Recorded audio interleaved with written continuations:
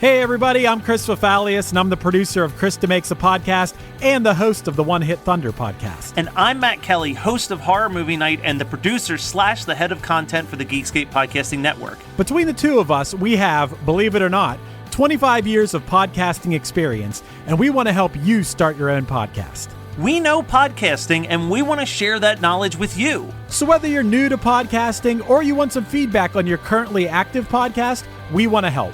Or perhaps you're just overwhelmed with all of the editing work. Well, we can help you with that also. You can contact us at info@weknowpodcasting.com for more information.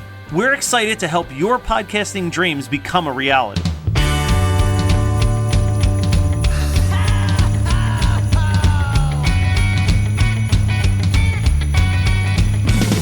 Well, there's a party each and every year on Christmas Eve, where the fun and cocktail shrimp don't seem to end. Clark and Ralphie taking turns on the TV screen, laughing, singing, yelling with all of our friends. Well, it's Christmas, and everybody's gonna spread the holiday cheer. 'Cause it's Christmas. Oh, it's the best time of the year. Let's go fake reindeer. Hey, Dylan. Hey, Matt. We're looking at each other. I know, dude. It's like you're like one of the few people who have been in my house since the beginning of this whole thing. But I trust you. I know that we've both been quarantining. And we're keeping a distance. Yes, we are keeping a distance. And as you can attest, I described this on our Right After Christmas episode.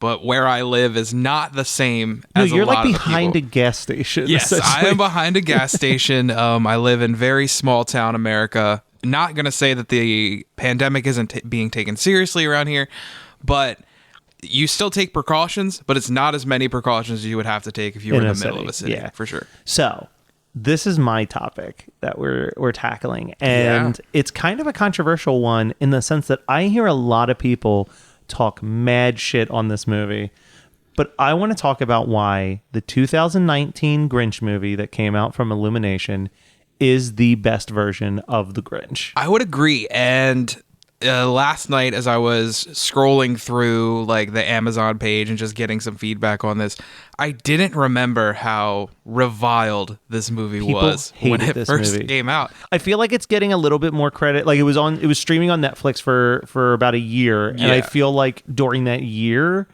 people kind of came around to it. Yeah, a little bit. I know when I first saw it, this is the first time watch for me, last Christmas, of course, when it dropped on Netflix. I absolutely loved it, but I'm also in the minority that absolutely hates the 2000s Grinch version. And I think that's why Jim Carrey version. Yeah, and that's where we agree, because I've never watched that movie in its entirety because I always get frustrated by it, and I'm like, this is so mean, but it's also like, it's kind of an ugly movie to look at. Yeah, the 2000s version of The Grinch was a little peek behind the curtain. I'm younger than Mr. Matt Kelly. Yeah, I was in high school when that dropped. Yeah, so I was 8 years old. Okay. When the Grinch Jim Carrey version came out. But my family and I went to see it in theaters. And I can honestly say it was the very first movie that when we left the theater, I was like, I did not like that. Yeah. And I saw Godzilla 98 in theaters with my dad. And I was like, oh, this is super badass. Like, oh my God, look at this. But The Grinch 2000s was the first movie that when we left, I was like, I don't think I like that. I don't think the movie-going experience excuses not great movies to me anymore. So, yeah, and I know we are both in the minority when it comes to that. Freeform, ABC Family, whatever the hell it's called now, plays that movie nonstop during the Christmas season. Nonstop. I mean, nonstop. And it is an hour and 45 minutes long. And if you're watching it on TV, it's like 2.5 hours long. It's so draining. There's definitely things that I don't love in the 2019 Grinch. I actually saw 2019 Grinch in theaters the weekend it came out, because that was right at the peak of like, Matt has Movie Pass and he is going to go check out every single film that gets released. Yeah. Unless it just looks like the most garbagey garbage that's ever garbaged. Yeah. And The Grinch wasn't in that category. No. So I went and saw it, and I really, like, I remember walking away, and it was me and my friend Crystal went and saw it. And, like, we both looked at each other and we're like, that was really good. Yeah. And then, like, we went online and was like, apparently we're the only ones who thought that was really good. Yeah, I don't know if it's nostalgia based or not, because we're reaching that point where 2000s, it's 20 years ago. Yeah. So, I mean, like, people watch that movie now with, like, their nostalgia glasses on. It's gotta be. Like, It has to be. Because I don't get it at all. The one thing that I will say against the new Grinch movie, and this is no disrespect to this rapper because I'm a fan of this rapper, but Tyler the Creator's version of the Grinch theme is unlistenable. Yeah, and again, like you just said, I don't know if I'm still a fan of the rapper. I don't listen to him Yeah. as much as I used to. It was just a weird choice. Yeah, it was a really weird choice, and it's jarring. Yeah. It's really jarring to hear Tyler the Creator, a guy who got his start in like shock horrorcore rap. Yeah. Doing the Grinch. Yeah, doing the Grinch. The most wholesome of well, not the most wholesome, but pretty damn wholesome. Yeah. It's almost like I think you and I have talked about this already before, but like the one thing that I will give credit to with the 2000 Grinch movie is that the soundtrack is fire. Yeah. And it's like, why not just, no one really gives enough credit to that Busta Rhymes Grinch song. So like get rid of the Jim Carrey verses and just give me like the Busta Rhymes Grinch rap. Yeah. And I would have been just as happy. I really need to go back and re-listen to that. That 'Cause you soundtrack- brought that up, and I yeah, It's been so a long good. time. It's got that Faith Hill song, Yeah. which which we discovered was written by Mariah Carey. earth shattering for me. Yeah, yeah, for sure. But then it's also got like Ben Folds has a great song on it. Yeah. Eels have a great song on it. Trans-Siberian Orchestra has a really good song on it. I mean, there's going to be a whole episode of this podcast just dedicated to the Trans-Siberian Orchestra because, Yeah, like, of course, there has to be. there's very few bands that represent Christmas time quite Yeah. like Trans-Siberian Orchestra. Yeah. But the things that jumped out at me when I saw this movie for the first time was three big things. Okay. And you already said one of them as we were sitting down to record, but it's the best version of Max Yes. that they've ever had. Oh yeah. Oh yeah. Cindy Lou is a badass in this movie. Yeah. Where she's always kind of just been like quiet girl who says the right thing at the end of the Yeah. movie. And they went in a different direction where it's not just that the Grinch is an asshole, but it's that the Grinch is suffering from severe depression and trauma as a child. Yeah, and it's throughout the 2019 Grinch, I never hate him. No. And I don't think you should hate him. No. Because there's always like you see, there's the one part in the movie. There's a couple parts in the movie that really hint at this. They never outwardly say, hey, it's about depression. But if you've ever dealt with depression, you definitely see the You see familiar it. signs. And the one part is when he's walking up from the big Christmas tree display and the narrator says, like, you know, he thought maybe it would be fine for him to go down and try to celebrate Christmas. And like, he says, no, it's better this way. Yeah. And he just sits alone by his fire. Yeah. And it's like, there's stuff that was like, if you've dealt with depression, you know that moment where you could very easily go and join a group of friends and like have a good time. But something in your brain's like, no, I'm way better off just staying completely alone and isolated. Yeah, and I mean his interactions with other characters in the 2000s version versus this one. We have the name of the characters escaping me, but it's Kenan Thompson. Oh, I wrote him down. Bricklebum, because he has so many good quotes in this movie. So many good quotes. And where if this character was interacting with the 2000s version, the Jim Carrey version of the Grinch, he would have murdered him. He would have straight up murdered him. So I wrote down a couple Bricklebum lines, and I want to dive into these. The first time you meet him, he's introduced as the happiest who on the planet, and he's putting together his giant Christmas display, Yeah. and the Grinch is trying to stealthily move past without being seen. And just as the Grinch is getting past one of the inflatables, he turns on all the inflatables, and this giant frosty inflatable like knocks the Grinch out. And he runs up to the inflatable and starts hitting the inflatable and goes, "You leave Mr. Grinch alone." but then later on, the Grinch tries to steal the sleigh from the house and the dog is chasing him, and the Grinch accidentally rings the doorbell with his foot and then climbs out of the way. So when he opens the door, the dog's out there and he goes, "Now, who taught Mabel how to ring the doorbell?"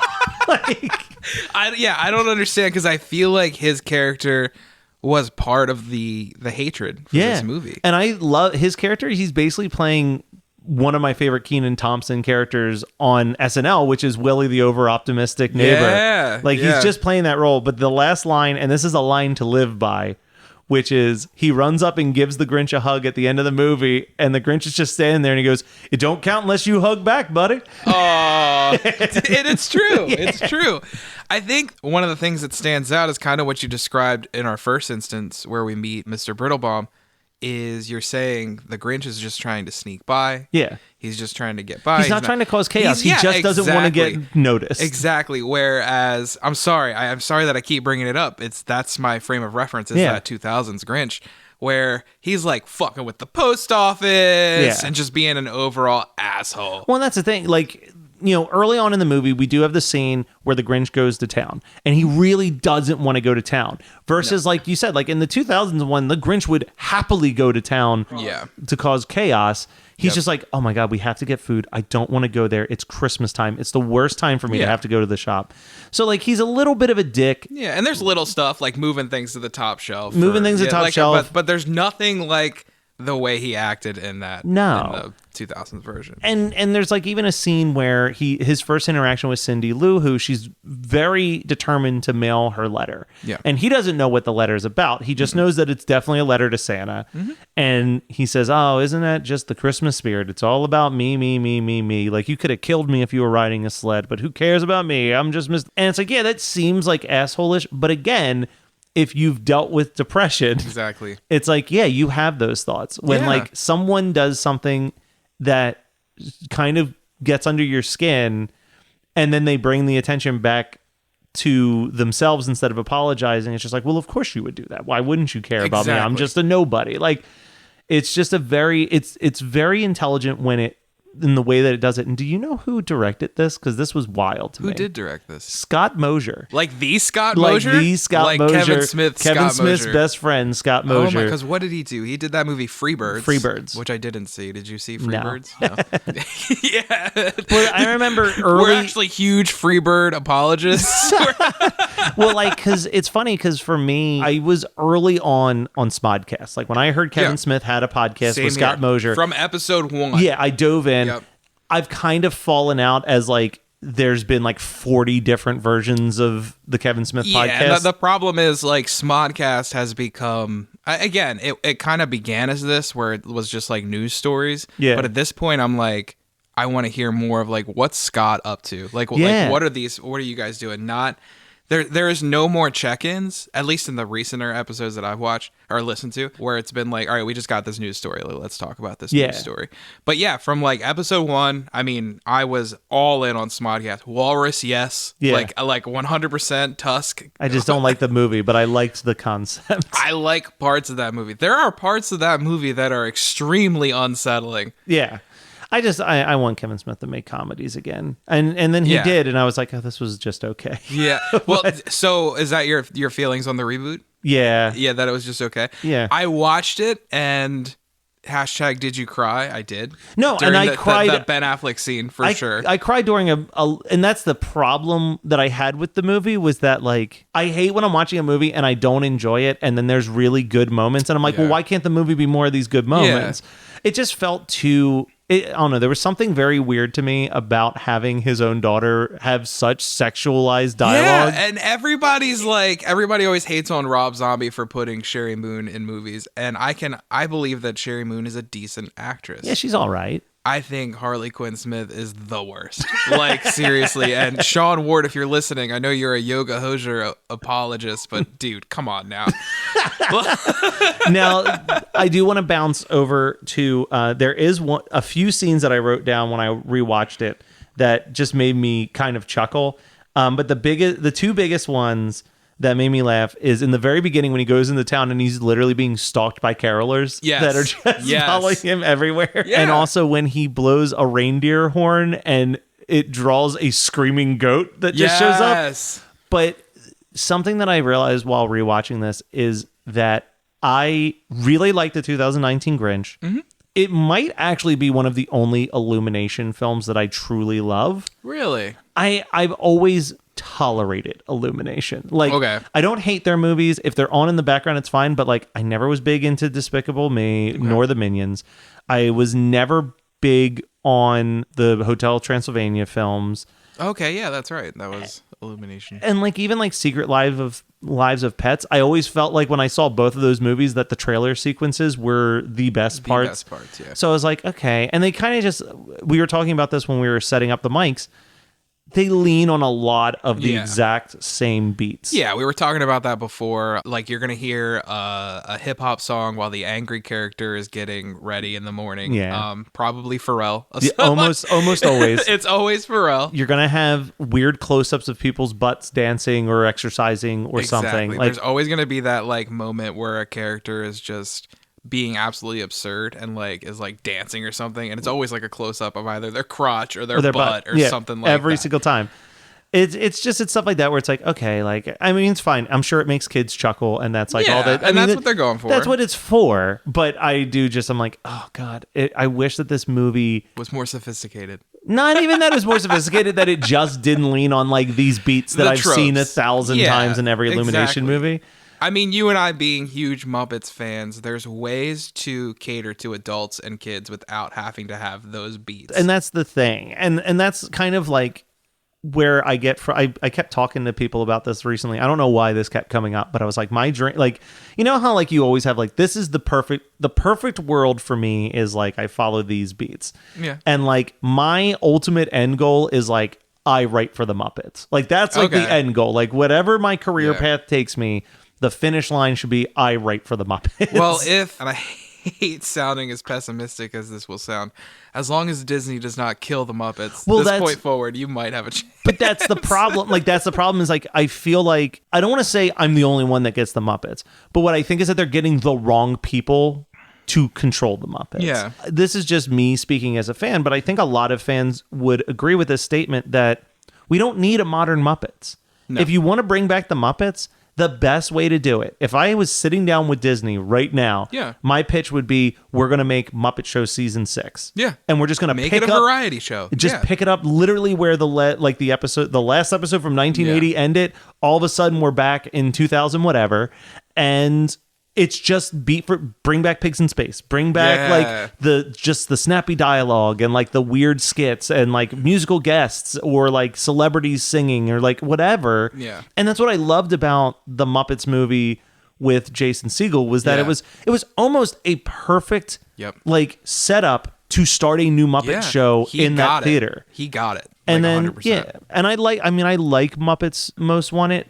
I watched it once. I've never gone back to it. It's fine, but it definitely love the feels Muppets. I love the 2011 version. It feels Jason Segel's presence is so noticeably missing. Yeah, we're on such a tangent, but it's an important. It doesn't tangent. matter. It's an important. This means tangent. more to me than is that like Jason Segel got that what makes a Muppet movie work. What truly makes a Muppet movie work is multiple small cameos from celebrities scattered amongst the movie, but that the Muppets are the core of the story. Yeah. And Muppets Most Wanted, I think, went right back to like what I don't like in Muppets movies. And this isn't like Muppets Christmas Carol is absolutely one of my favorite Muppets films. But it set this terrible precedent where it's like, oh, well, we don't need to get a bunch of celebrities. We just need one big celebrity. Yeah. And make them the focal point of the movie. It's like, I'm not watching the Muppets for Tim Curry. No. I'm watching the Muppets for the Muppets. Exactly. Exactly. Like I watched the 2011 version and absolutely love the songs. Oh, the songs are great. Like absolutely phenomenal. And I watched it for the Muppets, but the little like just pop-ups where you're like, oh my god, Mickey Rooney had like a single line in this song. Exactly. Donald Glover pops up for 2 seconds. Ken Jeong is the host of that TV show. Like I loved it, but I wasn't watching for you were following the Muppets. Exactly. And that's like the thing that always like, especially those first 3 movies work so well because they don't linger on the celebrity cameo as much as they bring in people who know how to interact with the Muppets. Yeah. Like Steve Martin knows how to interact Yes. with a Muppet. Yes. Yeah. John Denver knew how to Yeah. interact with a Muppet. Yeah. As much as I love Tina Fey and I know how much Tina Fey loves Muppets, Yeah. when I watch that movie, I'm like, I don't know if she actually knew how to interact with a Muppet. No, and I mean, I feel like Because you just have to sell it like it is just another human being. Exactly. And it's one of those things that you were just saying, it works in small increments. Yeah. Like after a while, unless you're a certain type of actor, you cannot pull it off. You No. cannot interact with Muppets for an hour and a half. No, Unless it's- you're Michael Caine and you're just like, fuck it, I'm going for this. But even then, Michael Caine, never once do you feel like he's acting in a Muppets movie. No, and that's what makes at it all. work so Yeah, much. Exactly. So back to the Grinch. I love our transitions here. Oh, yeah. Back to the Grinch. I think you and I can both agree that we would love to live in a town that has a gigantic, crazy Christmas decoration like that crazy ass tree Yeah. in the middle of town, where just like living in a town where everybody is 100% gung-ho that it is time to decorate the shit out of our town. Yeah, Like, yeah. I would absolutely love that, and I'd love for them to be on the same level as you or I.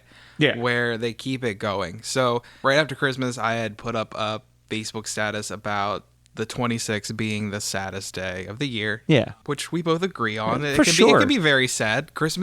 Post-Christmas depression's real. yeah.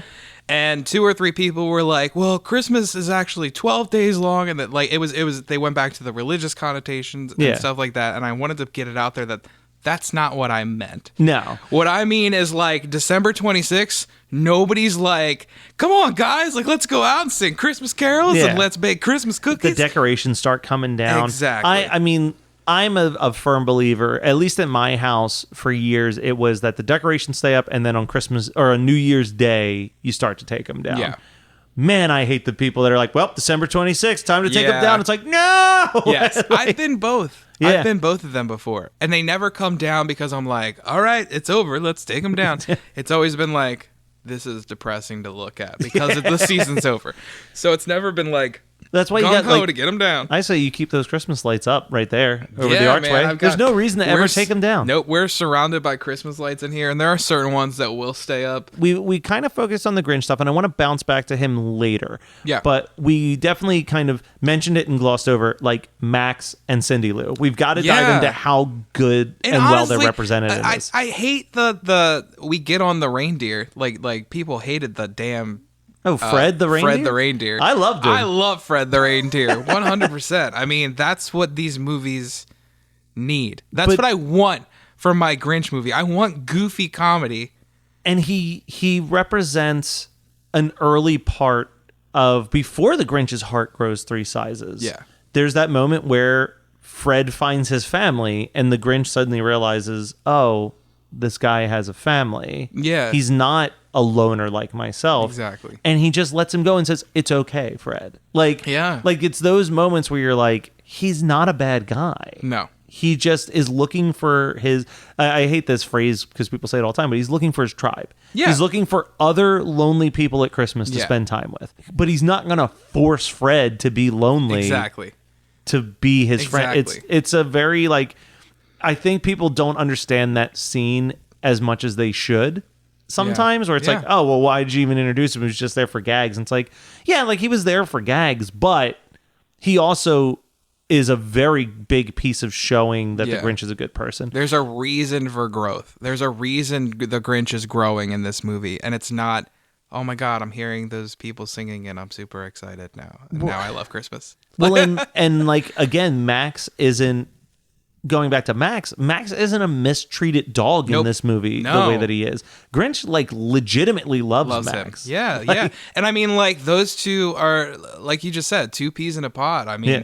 like, the Max helps the Grinch with his depression. I mean, Yeah. waking up in the morning. Max is like Setting there the to coffee, yeah, yeah. just getting him ready for his day. I love the relationship between these two in this movie. For sure. It's very charming. It's very sweet. And like you get that moment before the Grinch even, like he returns the gifts, but you know, at the end of that, he returns the gifts and then he's going back up Yeah. to stay alone. Yeah. Like he's isolating himself. But because his heart grew 3 sizes, he buys Max a Christmas gift. Yeah. And it's like, that's like that really sweet moment where it's like, even if he didn't come back down to Whoville, you could have ended there and felt like you had seen the growth. Now you need him going back to Yeah, Whoville. you need to go back to Whoville. but- I mean, that's the ultimate payoff. But no, I agree. We could have ended it with him doing that, and you were still like, okay, there was growth. He grew. Whereas I feel like in the 2000s version, and honestly, even in the original, there's not a real payoff. There's also no like, so I don't remember the 2000s one at all, but I remember the cartoon one where it's like, he just kind of brings back the gifts and then all is well. Yeah. And I like that in this one, he's like, he gives back the gifts, but he's like, I'm sorry that I ruined your Christmas, and walks away. Yeah. Which is like the more human thing to do if you were to steal everybody's Christmas stuff. You wouldn't just be like returning it and be like, aren't I a hero now? Like, Yep. Like Yeah. you'd be very shameful about it. You'd be like, hey, I'm really sorry. This was a terrible thing. Here's your stuff. Bye. And like get out of that situation as quickly as possible. So I'm sitting here and I'm thinking about the 2000s version of the Grinch because it's so stylistic that it just sticks out in my head so much. I think what would have made that movie better is if you gave, like, keep the aesthetic the same, give the movie to Tim Burton. Yeah. And let him do it. I mean, I'm going to say that I don't think that we need a live action Grinch. I think every single time that I've seen anyone try to do it, both when it was Ron Howard or just this year, I saw that they tried to do like a live musical version of it. Apparently it was awful. I did not watch it. It's just, it doesn't, even Scrubs does like a Grinch thing. It just never looks good. No. Someone dressed as the Grinch never Does not looks look good. So if you're going to give it to me, you, like, I guess you'd have to like CGI the character. You if have we to. must do it. If you must do it, but at the same time, it's like, well, then just CGI the whole damn thing. Exactly. I don't need it. And I really don't need it to be an hour and 45 minutes long. Yeah, Ron Howard really made like the Batman Returns version of Yeah. Whoville. Like it is really dark and weird, like German expressionist. Yeah, It it's looks- really weird. And I love tacky Christmas, but it is super tacky Christmas. I don't know. There's just something about that movie. And maybe it is because it's on all the time. And it's an hour and 45 minutes long. And people that show it on TV make it 2.5 hours long because of the commercials. I'm going to be pissing so many people off because I know that they're listening to this and they love it. But people love it, but dude, I just can't get behind it. I just don't get it. The Grinch is such an ass. people do that Whamageddon thing every December, but like Oh God. I would happily do like a Grinchageddon where it's just like just avoid the Jim Carrey Grinch until the end of December. Yeah. Because I've never realized that the Whamageddon thing. I was reading the rules for the first time ever that it's like, oh, you can listen to every other version of Last you just Christmas. can't listen It's to just that avoiding version of it. the Wham one. Yeah. Which I've discovered recently, Carly Rae Jepsen's version, which is just fire. Yeah. Her version of Last Christmas is fantastic. Dude, that song is great, and I don't understand why there is such like a disdain for the Wham version because of I brought this up I think during our Christmas carols versus Christmas songs.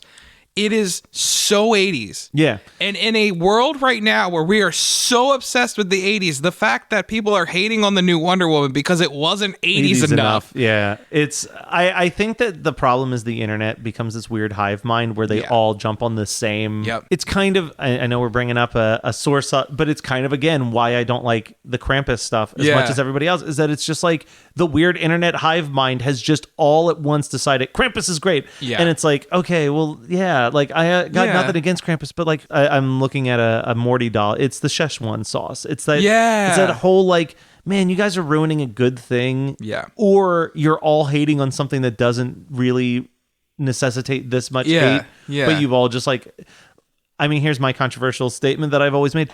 I love Never Gonna Give You Up. I will happily be rickrolled by anybody because it's a good song. It is a good song. Like It is a people good just song. like jumped on this thing like, oh, this song's stupid, so like let's make it a meme. And it's like, I just like the connotation of the people that love Krampus where they're like, fuck Christmas, I'm into Krampus. Yeah. Like I'm fucking metal. I'm badass. Like, no, I love Krampus, but you know, like I'm also super holly jolly.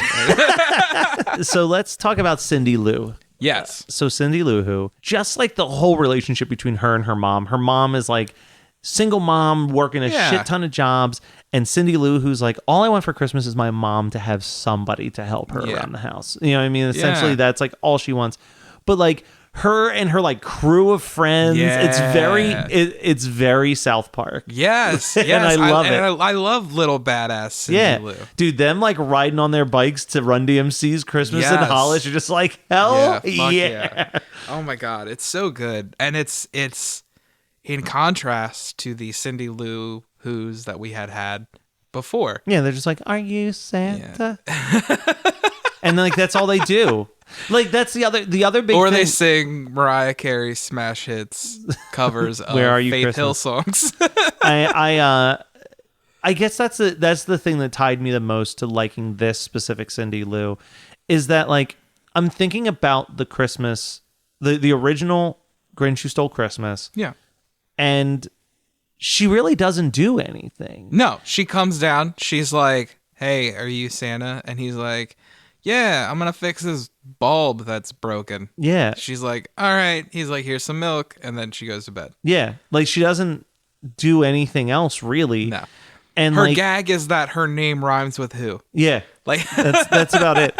Which is like, I like that they still do that sequence in Yeah. this, but instead of just leaving it there, she's the one that actively like goes and knocks on the door and is Yeah. like, you should come and join us. Yeah. Like, and she has my favorite line. I remember in the theater hearing this line for the first time and just sobbing. Yeah. He says, "Why are you doing this?" And she turns around and it's not like a negative way. She just goes, "You've been alone long enough." yeah. There's a way that someone could interpret that written out, or even the way I said it, which is like, you've done your time. Yeah. But it's not that. It's very much like, I'm sick of you seeing you do this. Yeah. And if no one, like someone has to come and break this cycle, so it might as well be me. Yeah, and I feel like in the 2000s version, she was very overbearing. Like Yeah. she wanted, it felt like she wanted credit for saving the Grinch. Yeah. In the ways that she acted. Yeah, it was just like, hey, I see a problem and I'm going to fix it. And that's Yeah. so in keeping with her character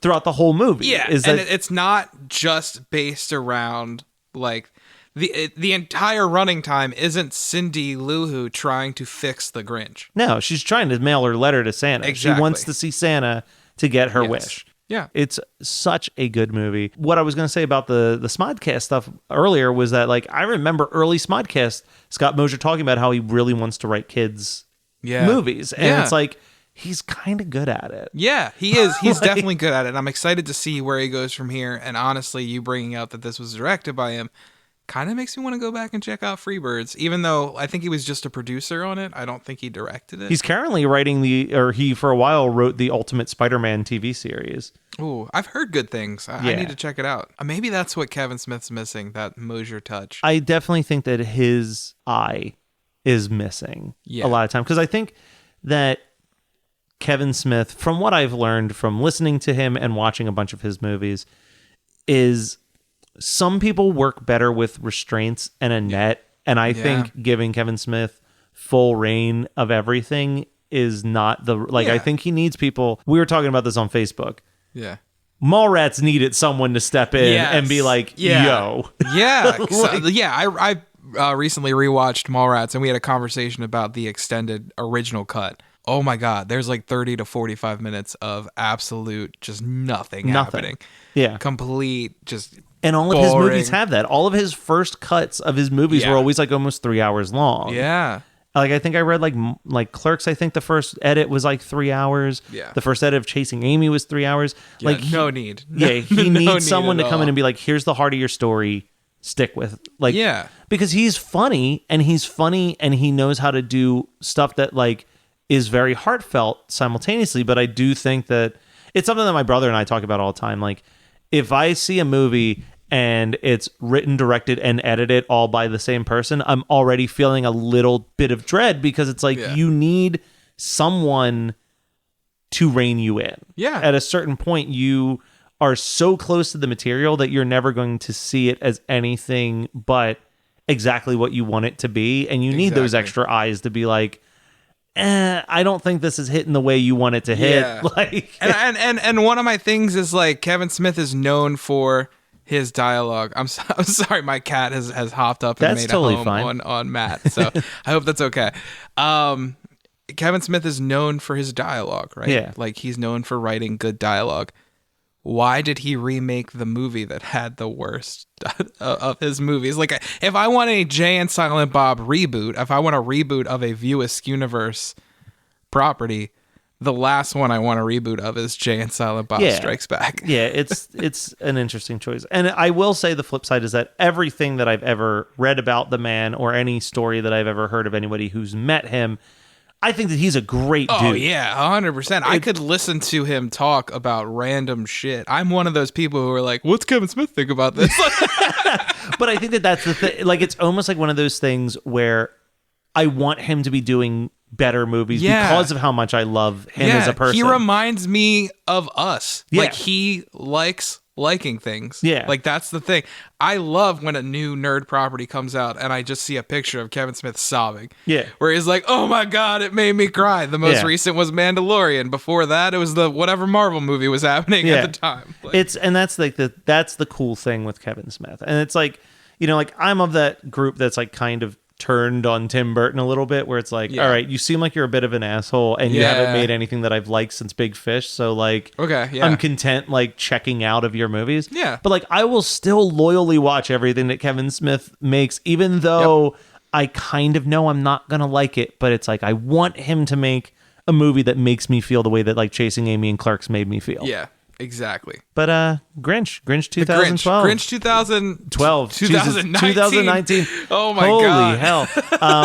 Yeah. He's like, let's get this out of this hell year and as far away as possible from this hell year. It's a great movie. I recommend it very, very highly. It is a great movie. It's a brisk watch. You'll get through it super quick. 80 minutes. And that's the all way you it need. should be. That's all you need. You don't need, all movies do not need to be epics. No. I'm sorry. I feel like, honestly, it's gotten worse. It's gotten way worse. Better. I think that there was a quote that I remember from John Waters, who is always a good person to go to for movie advice. And he was like, if you can't tell your story in 90 minutes, you're not telling a good story. No, it's true. It's true. It's true. And I get the want to expand these worlds and like the Marvel movies and the Star Wars movies and stuff like that. But still, even those movies could have plenty cut out and make them better. I was even really happy. I know some people were bitching about it, but The Mandalorian this season mostly being like 30-minute episodes. I was like, hell yeah, just get in, get to the point, and get out. That's kind of stopped me is I loved the first season. I'm only 3 episodes into the second season. Do not worry, guys. The entire thing has been spoiled for me because we live in 2020. That's not what was deterring me. It was, do I want to sit here and watch 8:45 to an hour episodes? Yeah, and they just got smaller. The first episode was like an hour, and then like the second episode was 40 minutes, and then for a while it was just like, here's some 25 to 30 minute episodes of Mandalorian. I was like, all right. And I like that. My favorite thing is like, let's talk about a TV episode. I'm like, cool, 20 minutes, done. Yeah. Like, let's go. Well, I think that there's something about bite size where it's like, all right, cool. You get in, you tell the story. You're like, when you have the constraint of 20 to 30 minutes, you're really only telling the essential pieces of the story. There's no lingering, like, save that for a movie. Yeah. Because I think at its core, every movie could be summarized in 22 minutes. Yeah. But like, you want to let things breathe and you want the storylines to I think we've expand. gotten so used to, like, we're post Breaking Bad. Yeah. Like, where people are viewing TV and movies almost interchangeably at this point. That doesn't mean that every episode of television needs to be 60 to 90 minutes long. No. We do not need 10 90-minute long episodes of Stranger Things. I'll tell you, my biggest beef right now as a person who watches a lot of trash television is like 90 Day Fiancé going from a 41-minute show to an hour and 22-minute show. God. I don't need an hour and 22 minutes of these people's lives. No. 41 minutes, perfect. Get me in there, let me see the weird stuff and get me out. Yeah. I was a binger. Yeah. And I can't do it anymore. No, binging is like, I love that like Mandalorian was weekly. I love that like Netflix did Great British Baking Show weekly. Like, I am all about bringing back weekly streaming content. I haven't watched the new season of The Boys yet because I don't want to sit there and dedicate.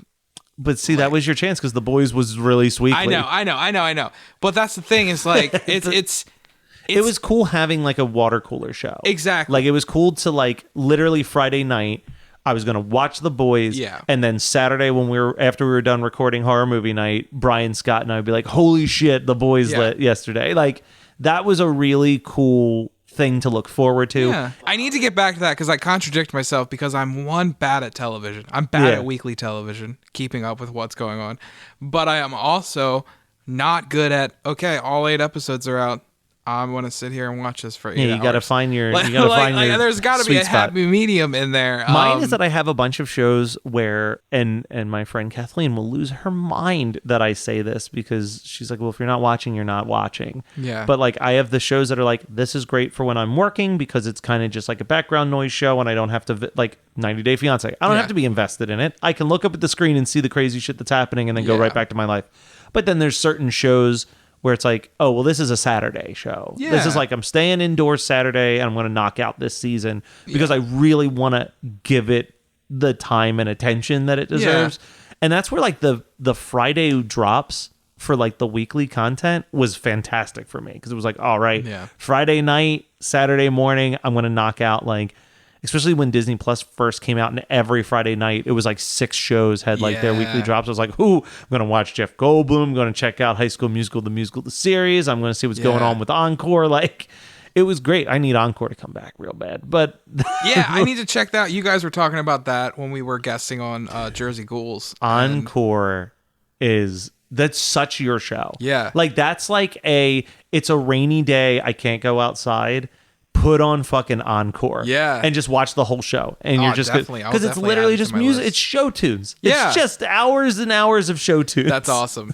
Yeah, I'll definitely add that to my list. Yeah, I need that because honestly, like my thing that has stopped me from enjoying TV or even movies, and my backlog just continues to grow. It's honestly my cell phone addiction, dude. Yeah, it's so I just sit there and scroll, and I will waste hours just scrolling and looking at the same nonsense. And that's where I've started to force myself to watch things with other people. Yeah. Where like I'll be watching something with my parents or I'll watch something with Taylor because I feel like if I pick my phone up, I'm being rude. Yeah. So I'm like, I just leave this here. We're going to watch this thing. My big one that I used to do, I mean, obviously now it's been a pandemic, so I haven't done this for a hot minute. But like when I was like, especially if I was hanging out with like someone who I had an interest in, I would put the phone on silent. I would put it in my coat pocket, and then I would hang my coat somewhere far away. So it was like nowhere near me. Yeah. Like I had, and it was like, there's nothing distracting me from having a good, just eye-to-eye contact, conversation, and memory with somebody. To me, anyway, no one else ever seems to interpret it this way, but it's also like, there is nothing more important than what I'm doing with you right now. I don't care who's texting me or calling me. Like, which I think is sweet. Yeah.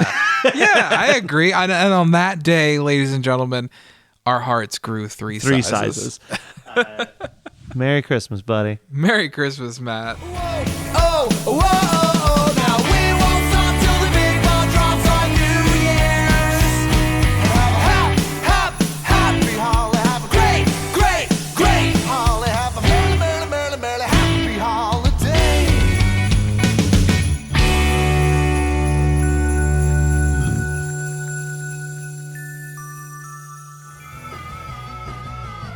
You're listening to the Geekscape Network.